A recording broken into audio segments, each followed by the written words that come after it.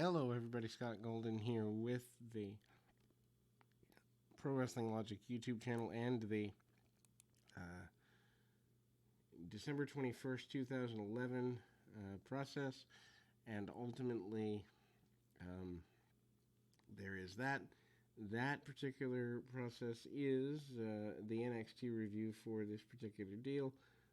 Calling out Johnny Curtis is Derek Bateman's first order of business here, and basically challenges him, and they are going to do battle in a tag match with the Usos here tonight. Kind of forced partnership, as it were. Usos on a roll here on the NXT brand as of late, and managed to do exactly what would be there.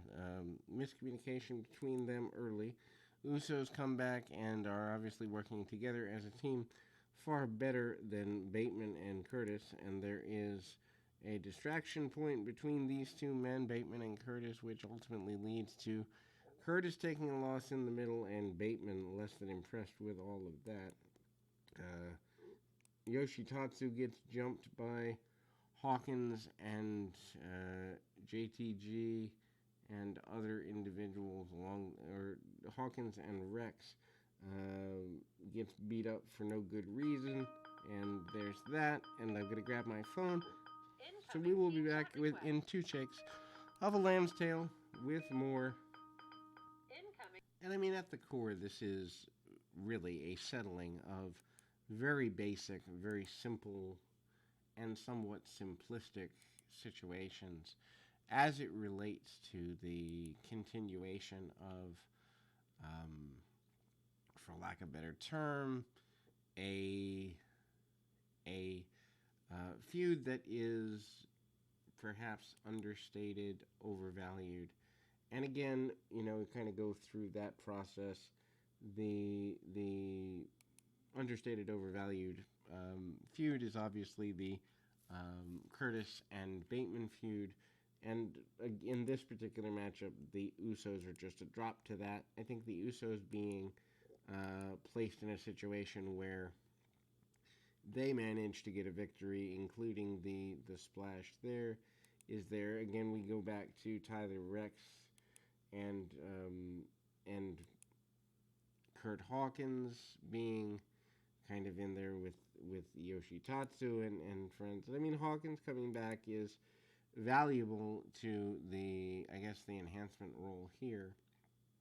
Hawkins in a one-on-one match with Beretta in there with Hawkins, and I mean, they have a friendship, and again, some back elbows. Actually, very surprised that a guy like a Brian Myers doesn't go to AEW or Japan, just because he has some degree of better value there. And Beretta, manages to come up. They really don't give him a great deal of, I guess you'd say, personality on this program.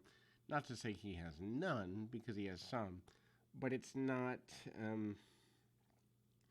sufficient. It's not good. And then you kind of see the rolling drop, the rolling dive, and ultimately things going back around. Then we see, people like Caitlyn in what appears to be all red, just not looking very good, looking like maybe she put on a little bit of, I don't know if it's weight or muscle or what it is, but her body looks to be changing. Maxine is here. Maxine goes heads up, and again, she's wrestling a little less. Obviously, the Johnny Curtis piece is part of that. Johnny Curtis and Bateman are basically fighting over her. Her matches are backdrops to that. Curtis doesn't get the level of attention he wants from her, but lays out Bateman anyway.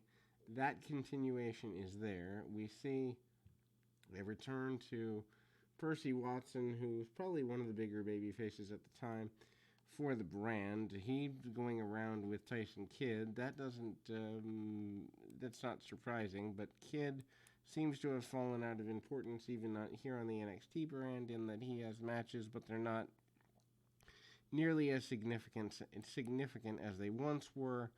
Kidd tries to come up and go heads up there and ultimately manages to get things going around.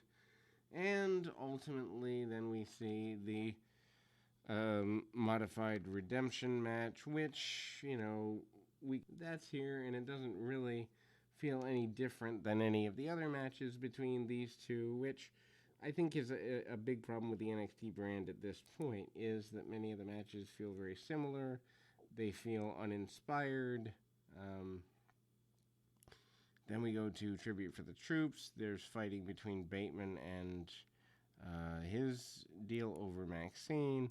Then we see a guy like Titus O'Neil makes his way out with about 5 minutes remaining before the show ends. He's going to go at it with a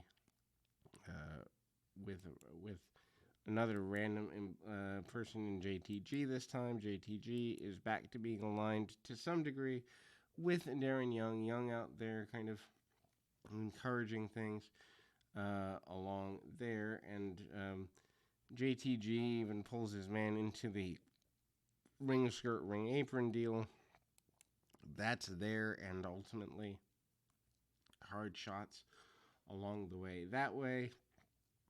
And ultimately, we kind of get that going around. Flip over by Titus O'Neil. O'Neil manages to do everything he can along the manner there. And again, O'Neil hits the modified powerbomb, and Darren Young jumps up and goes after O'Neil after that match closes. And we are 1 week away from the end of the year with still more feud to come between Titus O'Neil and Darren Young. Not sure that it's necessary, certainly not sure it's in the best interest of everybody, but it's there, and that is that. We'll be back with more right after this.